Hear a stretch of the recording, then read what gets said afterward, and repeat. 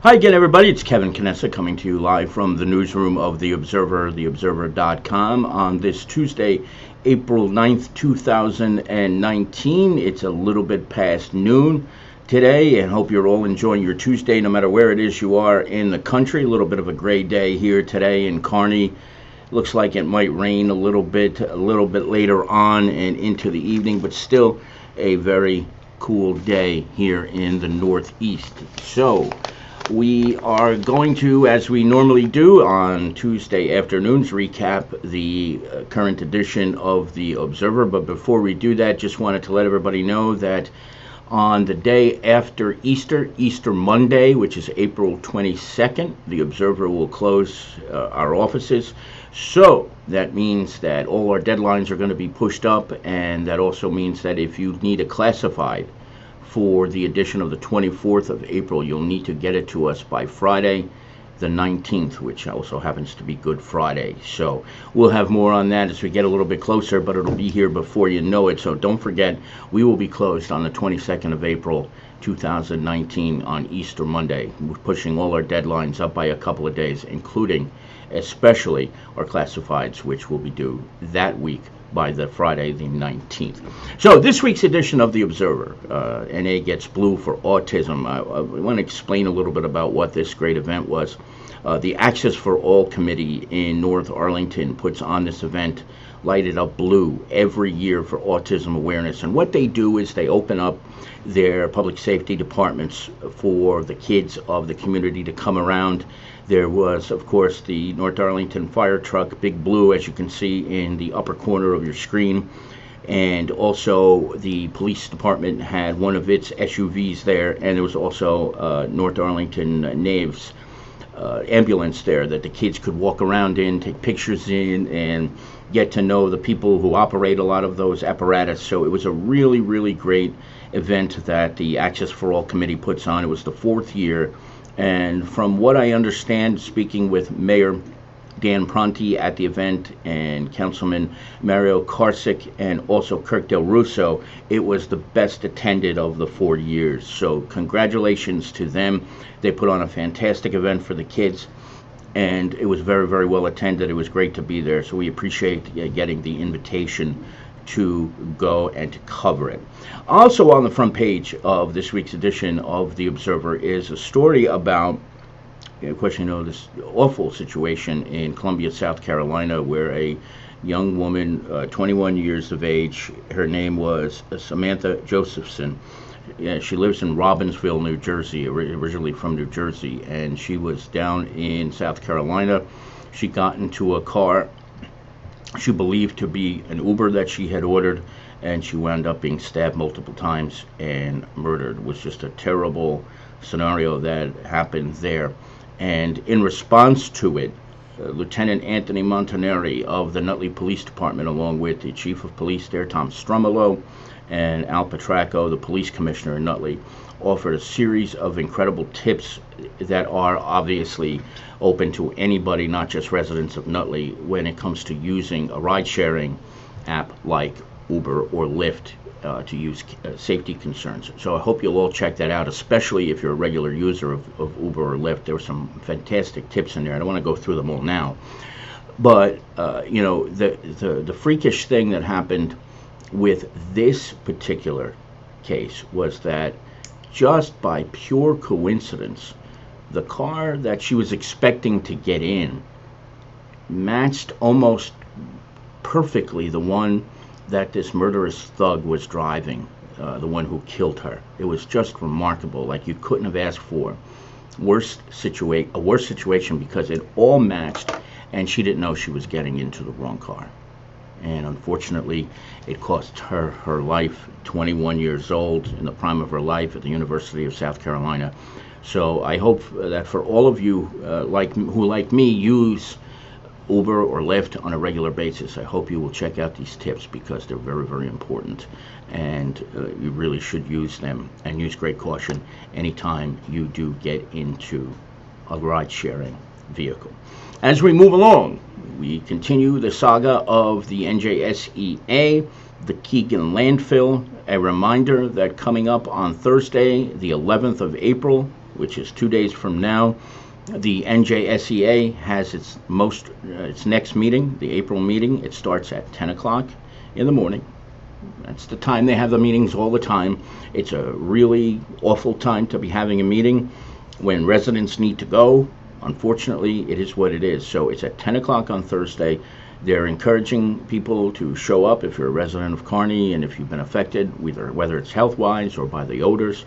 So that meeting, 10 o'clock on Thursday at the NJSEA headquarters, 1 DeCourt Park Plaza in Lyndhurst. It's a very quick ride, and I believe they are carpooling again from Town Hall at 9:30 that day, and I think they are getting a jitney bus again to take anybody down there who may need a ride. So check with the town mayor's office. Lila DeCastro coordinates that, and I think she was on the bus the last time, and she probably will be again this time. As the saga continues, the NJSEA still continues to say it's not going to close the landfill, says that by closing it, it will not make a difference, and we have reported this several times, that it's more than just closing the landfill. They got to cap it, seal it, make sure that there's no way that the rainwater can get in there to continue these terrible odors and these potential health risks.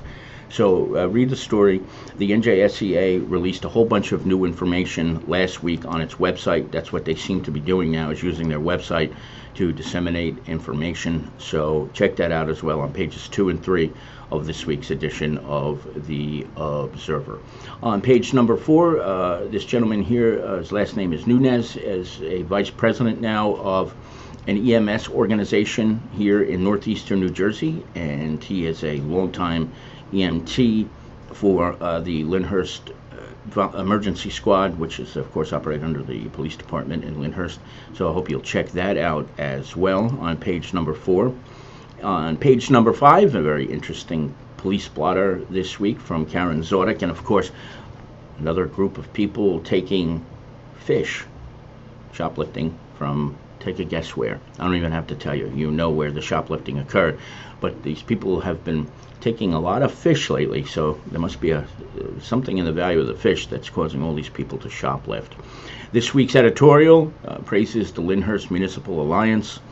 We had a story about the Lyndhurst Municipal Alliance last week and about the great work that they did. They had an open house last week for people who are addicted to drugs or alcohol or the family members thereof, and we'll have a recap of that in a couple of weeks on how that event went. Lieutenant Vin Ortieri of the Lyndhurst Police Department and the rest of his colleagues on the Municipal Alliance doing a fantastic job there.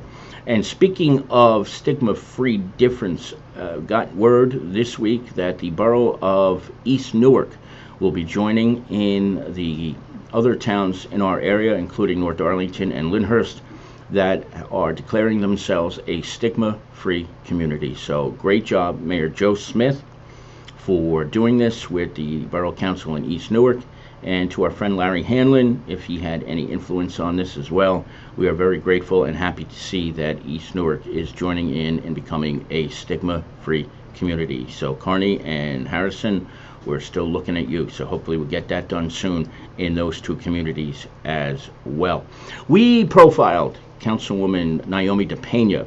She is a new councilwoman in the township of Belleville, and she had a great event on women's empowerment, and she invited a bunch of students from Belleville High School to attend. There were a series of speakers, and this happened right at the end of Women's History Month, and we have a brief recap of that. Naomi DePena, who is also a she's involved with martial arts and things of that nature. She's doing a fantastic job as a new councilwoman in Belleville. And so we have that story this week, and I certainly hope that you will check that out when you get a chance. Please excuse me for a second because I have to cough. Okay, sorry. So check that out. That's on page number 7 of this week's edition of The Observer. I'm going to blow this up a little bit, make it a little bit larger. Maybe not the best choice of words, but we have a couple of photos here. One was an interfaith gathering to remember the shooting victims in New Zealand at the mosque, which killed 50 plus people, a terrible situation there. the Kearney Interfaith Network got together and put together a candlelight vigil in memory of all of the people who lost their lives in that terrible, terrible shooting. The one that maybe some of you even remember was broadcast live on Facebook. And they were able to pull together a crowd of over 100 people in a very short time. So you can read about that on page number 8. And also on page number 8, there was a roller hockey league that involves a team from North Arlington and Lyndhurst. The older kids won the championship. This was brought to attention to us by Rob Pizzola, a good friend of this newspaper, so we thank him for that. And that's why that photo is there as well, there too, so you can see that on page number 8. As we move along, the town of Kearney rolled out a new senior jitney bus not too long ago, and it means there was a crash a couple of months ago involving one of the older buses, and it was totally demolished, so they had to get a new bus. And thanks to a grant from Hudson County Executive Tom DeGise, the town of Kearney was able to purchase this new big senior jitney bus that will transport senior citizens all different places across the town of Kearney. So check that out as well. Township of Nutley is offering thyroid screenings for residents there. You can check that out as well. That's certainly a good thing, especially for early cancer detection.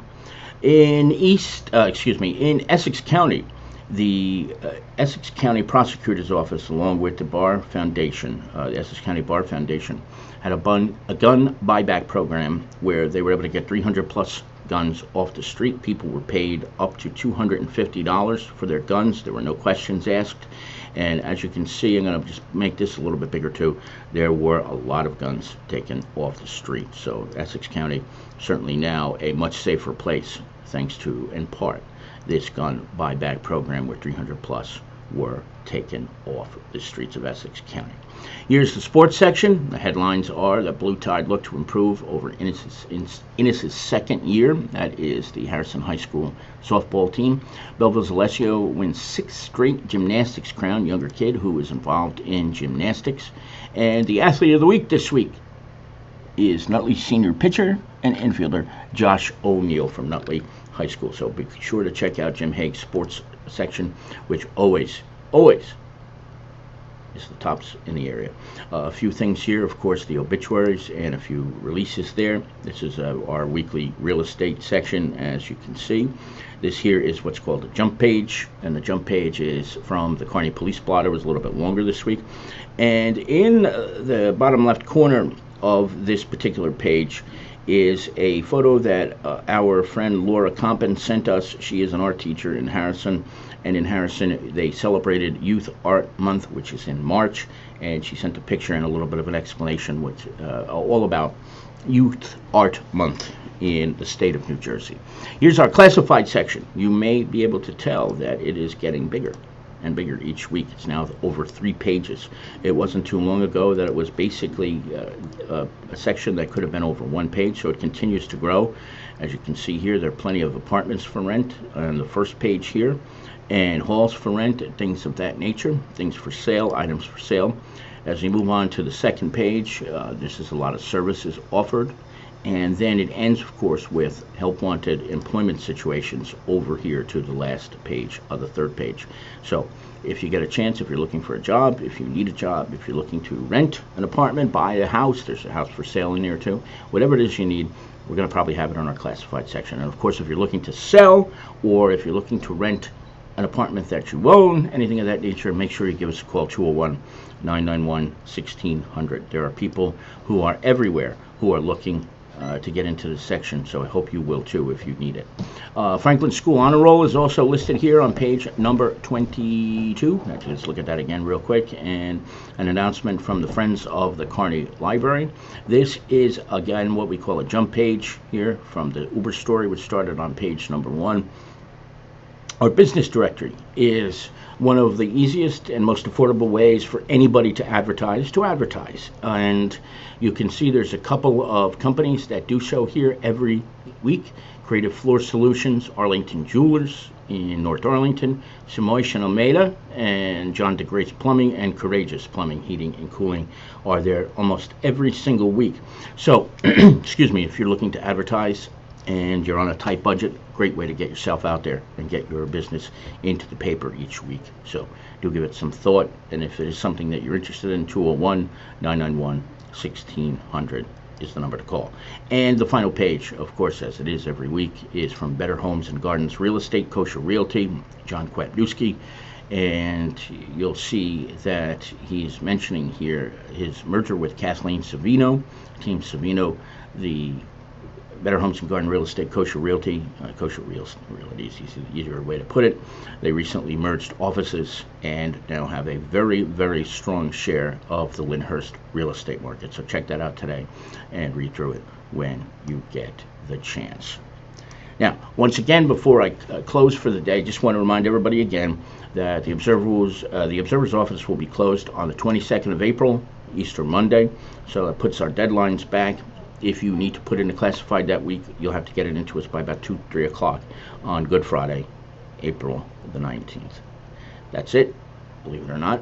I want to thank each and every one of you who are here today for joining me, as you do each and every week. I will come back if anything new pops up during the course of the week. Of course, we had a couple of stories this week that I'm already working on, including a new chief of police in Lyndhurst. Richard Jarvis Jr. was appointed the chief of police in Lyndhurst yesterday, and some new police officers are being hired in Harrison tonight, so we'll be there on board to cover that and a whole bunch of other things. And don't forget that NJSCA meeting, 10 o'clock on Thursday at the Environment Center, 1 DeCourt Park Plaza in Lyndhurst. So, enjoy the rest of your day, everybody, and as anything breaks, we'll be back from the newsroom of The Observer and TheObserver.com. Kevin Knessa signing off for now, and we hope to see you back here again very, very soon. Take care, everybody.